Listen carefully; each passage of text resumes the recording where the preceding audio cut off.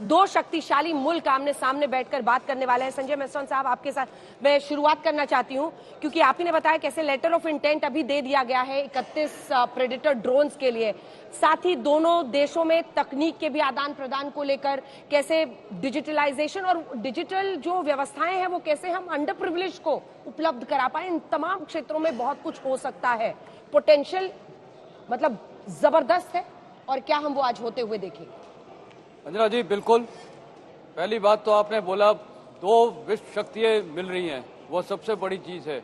मतलब हिंदुस्तान एक बड़ा विश्व शक्ति है, उसमें कोई शक नहीं है।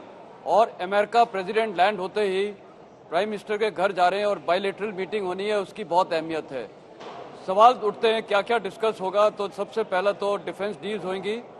MQ-9B जो 31 ड्रोन्स का हमने लेटर ऑफ इंटेंट दे रखा है, मेरे को लगता है प्रेसिडेंट बाइडेन FSB रूट के जरिए कांग्रेस को प्रेजेंट करेंगे और लेटर ऑफ ऑफर हमें शीघ्र मिल जाएगा। और उसके बाद ये 31 MQ-9B ड्रोन्स आ जाएंगे, जिनकी खासियत है higher altitude long endurance drone, जो 40 मिनट्स तक 40 आवर्स तक वो फ्लाई कर सकते हैं और 40,000 किलोमीटर 4,000 किलोमीटर से ऊपर 40,000 फीट से ऊपर वो जा सकते हैं।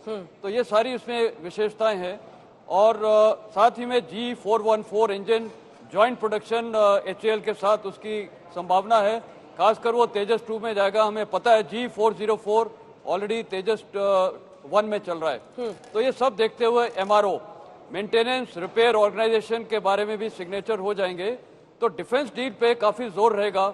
और साथ ही इंडिया में इतनी कैपेबिलिटी है, जैसे आपने बोला आर्टिफिशियल इंटेलिजेंस और हमारी जो डिजिटल शक्ति है और लोगों का जो हमारा माइंड है, वो सब देखते हुए, और इंडिया की मैन पावर, इंडिया की चेप लेबर, भूतपूर्व डिजिटल पब्लिक इंफ्रास्ट्रक्चर हमने बिल्ड किया है। कैसे हम लोगों को आधार के जरिए, लोगों की फेशियल आइडेंटिफिकेशन के जरिए, या फिर अगर आप डिजिटल पेमेंट्स की बात करें, हमने डिजिटल क्षेत्र में विश्व में शायद सबसे बड़ा कीर्तिमान बनाया। आज पूरी दुनिया हैरानी से देखती है, इतनी बड़ी जनसंख्या और उसके बावजूद डिजिटल तरीके से पेमेंट हो या फिर आइडेंटिटी के क्षेत्र में हो, हर जगह हमने मतलब ऊंचाइयां छुई। बिल्कुल। डिजिटल पेमेंट और डिजिटल आइडेंटिटी वगैरह जो हमने किया हुआ है, मेरे ख्याल तो ये पूरे विश्व में रिकॉर्ड है। और इतनी बड़ी पॉपुलेशन होने के बावजूद इतना वेल कोऑर्डिनेटेड, इवन जब ये डिजिटल आइडेंटिफिकेशन ये हो रहा था, आधार कार्ड वगैरह, इसको इतनी अच्छी तरह कोऑर्डिनेट किया है पूरे देश में। इतनी जनसंख्या को, बच्चों तक का, इसका सबका कराना मेरे ख्याल एक बहुत बड़ा अचीवमेंट है।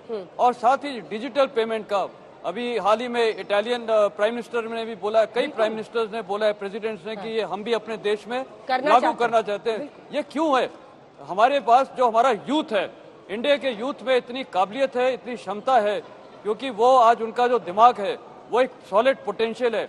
और उस पोटेंशियल की वजह से आज इंडिया सारे देश में, अमेरिका को आप देख लिए, ब्रिटेन को देख लिए, सब इंडियन यूथ को चाहते हैं कि वो उनके देश में जाए, चाहे नासा हो, चाहे कोई भी लेबोरेटरी हो, artificial intelligence, semiconductors, joint collaboration, उस क्षेत्र में भारत कहां से कहां पहुंच सकता है। और जब हम चीन को मैन्युफैक्चरिंग सेक्टर में तमाम क्षेत्रों में पछाड़ने का सपना आज देख रहे हैं, तो यही सबसे ऊर्जा आती है कि आने वाले वक्त में हिंदुस्तान तेज रफ्तार से कैसे आगे बढ़ रहा है। सुशांत जी, तस्वीरें हम दिखा रहे हैं। जो बाइडेन तो कुछ देर में लैंड करने वाले हैं, फिर बायलैटरल होना है, लेकिन ऋषि सुनाक आ गए हैं।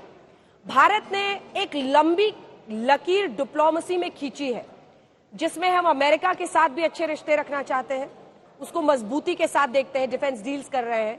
हम दूसरी तरफ रूस से तेल भी खरीदते हैं, यूक्रेन को भी युद्ध के खिलाफ जो एक बात कहनी होती है, प्रधानमंत्री हमेशा कहते हैं, और जो दवाइयां वगैरह मदद की थी वो भी हमने की है।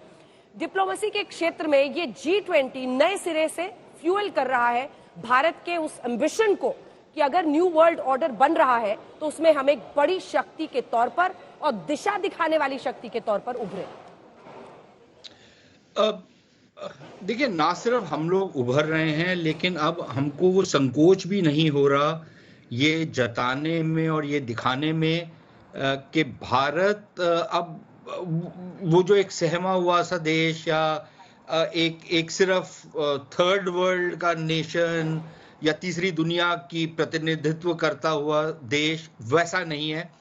अब हम एक ब्रिज का भी रोल अदा कर रहे हैं तीसरी दुनिया के बीच में, और जो फर्स्ट वर्ल्ड जिसको बोला जाता है, जो विकसित देश हैं और जो विकासशील देश हैं, उनके बीच में विकासशील देशों के जो इश्यूज हैं, जो उनके एजेंडाज हैं, उसको हम पटल पर लेकर के आ रहे हैं और उस पर एक वाद विवाद शुरू हो रहा है।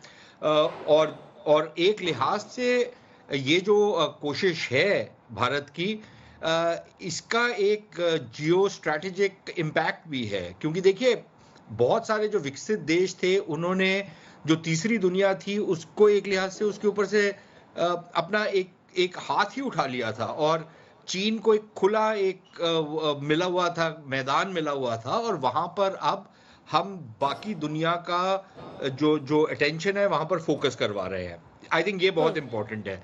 लेकिन साथ ही साथ मेरे ख्याल अब दुनिया में भी ये एक बात स्वीकार करनी शुरू कर दी है कि अगर विश्व के जो बड़े मुद्दे हैं, अगर आप उनको सुलझाना चाहते हैं, तो भारत को साथ लिए बिना ये नहीं, संभव नहीं है। दुनिया की सबसे बड़ी आबादी भारत के पास है, दुनिया की 5वीं बड़ी अर्थव्यवस्था भारत के पास है, एक नेट सिक्योरिटी प्रोवाइडर का रोल भारत अदा करता है। खित्ते के अंदर अगर कहीं पर कोई विपदा हो जाए तो पहले रिस्पॉन्डर हम बन करके उभरते हैं। खाड़ी के देश हों या दुनिया में और जो बाकी सारे मुद्दे हों, वहां पर हमारे यहाँ एक वजन है। और आपने रूस की बात की, आप ये देखें कि हमारी बड़ी आलोचना की पश्चिमी देशों ने कि भाई आप रूस से तेल क्यों खरीद रहे हैं, लेकिन रूस से तेल खरीद करके हमने दुनिया को एक लिहाज से जो आर्थिक विपदा थी उससे बचाया, क्योंकि ना सिर्फ दुनिया के अंदर तेल की कमी नहीं हुई, लेकिन तेल के दाम भी जो हैं वो इतने नहीं बढ़े कि दुनिया की अर्थव्यवस्था जो है चरमरा जाती। तो एक लिहाज से भारत ने एक बैलेंसिंग फैक्टर का भी रोल अदा किया है, और धीरे धीरे करके ना चाहते हुए भी बहुत सारे देश जो शायद भारत की रूस के प्रति जो एक मित्रता है उससे संतुष्ट नहीं है, लेकिन उसके बावजूद वो अब समझना शुरू कर दिए हैं कि भारत की जो नीति है वो सारी दुनिया के लिए ही बेहतर दिशा में चीजों को लेकर के जा रही है, बनस्बत इसके कि भारत भी रूस से अलग हो जाता, ना कोई मध्यस्थता करने का स्कोप रहता, ना जो तेल आ रहा है विदेशी मंडियों में वो आता, तेल के दाम बढ़ जाते, तेल की उपलब्धता नहीं होती। तो मेरे ख्याल एक बैलेंसिंग रोल वाला जो रोल अदा किया है वो भी काफी लोग अब रिकग्नाइज करना शुरू कर रहे हैं। और फाइनली मेरे ख्याल भारत ने तो एक बहुत इंपॉर्टेंट चीज है, वो पश्चिमी देशों को एक संकेत भी दिया है कि देखिए आप जो धौंस धमकी और अपने मीडिया का जो इनका गोदी मीडिया है उसका इस्तेमाल करके भारत की आलोचना करके आप हमारे ऊपर दबाव नहीं डाल सकते। हम वो करेंगे जो हमको लगता है कि हमारे हित में है, विश्व के हित में है। आप अगर ये समझते हैं कि हम वही वाले पुराने कि आप हमको ऑर्डर करेंगे और हम यस सर करके रास्ते में आपके गिर जाएंगे, ये होने वाला नहीं है। हम अपने निश्चय खुद करेंगे और आपको इसको स्वीकार करना पड़ेगा। और सुशांत जी, वेस्टर्न प्रोपेगेंडा, बिल्कुल वेस्टर्न मीडिया का जो प्रोपेगेंडा है वो कल ही एक्सपोज हो गया जब उन्होंने एक पुरानी होर्डिंग को दिखाकर एक आर्टिकल छापने की कोशिश की, तो वो कल ही एक्सपोज हो गया। लेकिन वेस्टर्न प्रोपेगेंडा के खिलाफ अब किस तरह से खड़ा होना है, किस तरह से जवाब देना है, ये सब कुछ हो रहा है। पूर्णिमा जी आपसे, उसके बाद से रविंद्र साहब आपके पास आ रही हूँ। पूर्णिमा, बीते दिन भी आपसे बातचीत हो रही थी, ऋषि सुनक का इंटरव्यू बड़ा दिलचस्प है। उन्होंने कहा कि I am the living link between India and UK. वो हमेशा इस बात का जिक्र करते हैं कि कैसे वो, उनका पूरा परिवार, चाहे आप नारायण मूर्ति जी को देखिए, सुधा मूर्ति जिन्हें अभी पद्म भूषण मिला, उनकी जो पत्नी है अक्षता मूर्ति, वो उनकी बेटी है, तो एक लिंक कैसे वो गर्मजोशी के साथ अपने भारतीय लिंक की हमेशा चर्चा करते हैं। हिंदू धर्म से जो उनका लगाव है और जो उनका धर्म है उसके बारे में, रक्षाबंधन के बारे में उन्होंने कहा। अब क्या हम ऐसे मकाम पर आज खड़े हैं जब तमाम राष्ट्राध्यक्ष भारत के साथ अपने निजी रिश्ते को फ्लॉन्ट करना चाहते हैं?